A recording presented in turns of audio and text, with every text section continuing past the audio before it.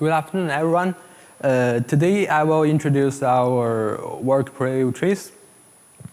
So first I will introduce our motivations and the brief idea, and after that I will introduce the details of our methods, and finally I will introduce the mean evaluation results of our method. Trajectory data is a kind of sequential data composed of people's location in the physical space. These locations are usually recorded by GPS devices. The trajectory data can be used in many important tasks like road planning, epidemiological study, advertising, and business location selection. This analysis of trajectory data is necessary to various kinds of tasks, and even new tasks come out day by day.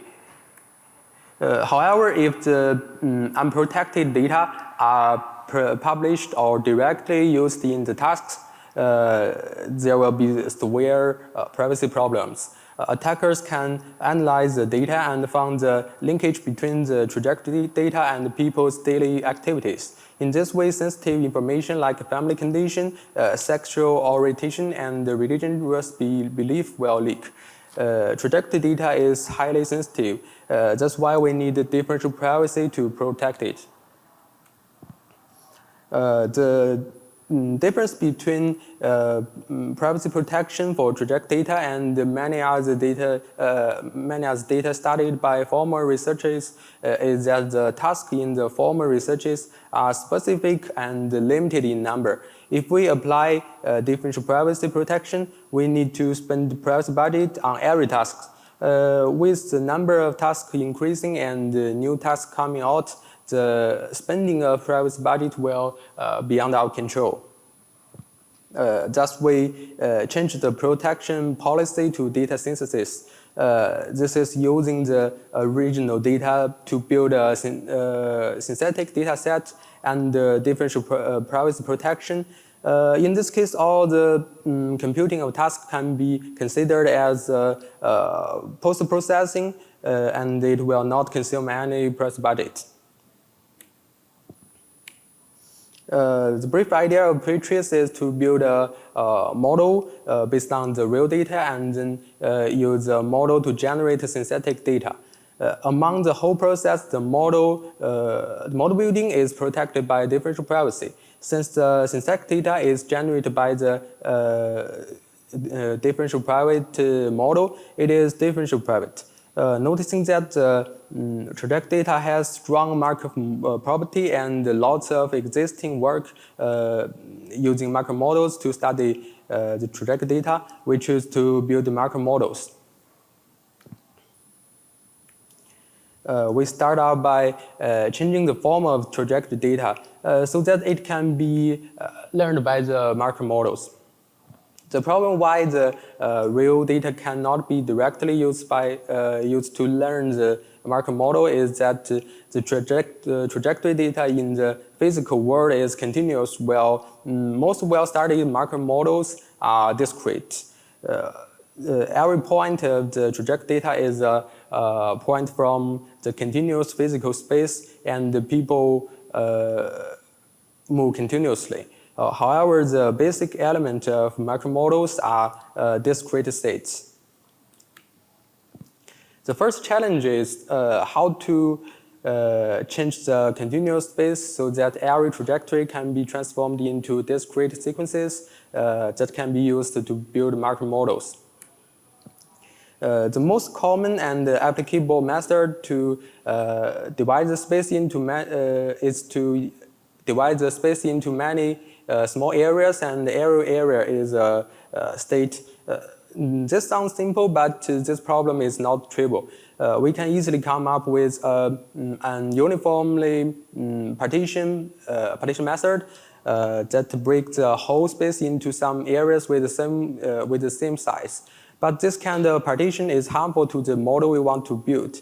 In the Markov model, if a state gets involved with too many factors behind the phenomenon the model wants to describe, then the transition pattern of the state could be unstable.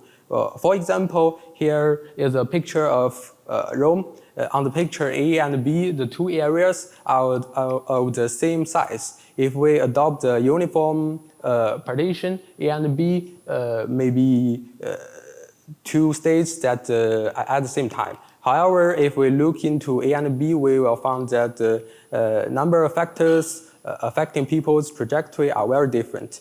In A, we have many such things, but in B, there's none. These sites are definitely factors that can decide people's trajectory.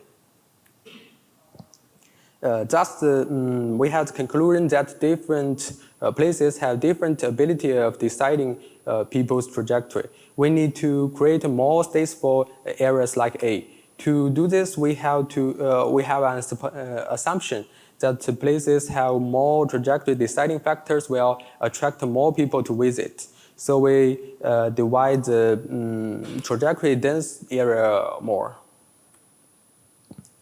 To achieve this, we use two-layer grids to divide the physical space. The first layer grid divides the whole physical space uniformly, getting first layer cells. Then we count the trajectory density for every first layer cell. The counting results are protected by Laplace mechanism. And then the dense cells are divided again by the second layer cells. All the undivided cells are created by the first layer, and the second layer grids are considered as states. So we come to build the Markov models. Using the two-layer partition, the trajectory data is translated into the sequence of states. That is, finding the cell the trajectory has passed by. Since each cell is corresponded to a state, the trajectory can be seen as passing by states. Then the sequence of states that the trajectory has passed by is the translated states sequence. The next step is using this sequence to build Markov models. Since we need to add Laplacian noise into the model, the contribution of a trajectory to the transition frequencies need to be normalized by the length of the trajectory. This normalization is necessary, but it will introduce bias to the Markov models.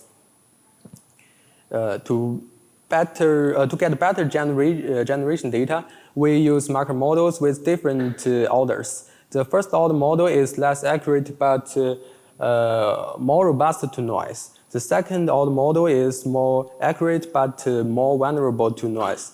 We build two models and use them both in generation.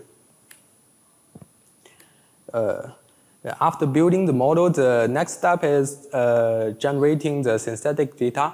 The basic method is random walk. That is predicting states step by step. The prediction starts with a virtual starting state and end with a virtual ending state. After the state sequence is generated, translate the state sequence into location sequence by sampling in the area corresponding to every state. Most specifically, in every prediction step, we choose a proper Markov model to predict next step. As shown in the picture, the first order model is better in area 1, and the second order model is better in the area 2. Area 1 contains two conditions. The first is when noise is relatively large compared to the transition frequencies, and the second one is that the first order model can already predict the next step with high confidence. So under the two conditions, we choose the first order model. Otherwise, we choose the second order model. Another feature is that we reduce the bias caused by the length normalization. We analyze the normalization and the transition frequency counting process and formulate an optimization method to estimate better transition values. And finally, this is a mean evaluation results of our method. So we choose 4 metrics, and the results show that in the most case, our method has the best performance. So thanks for listening. Any questions?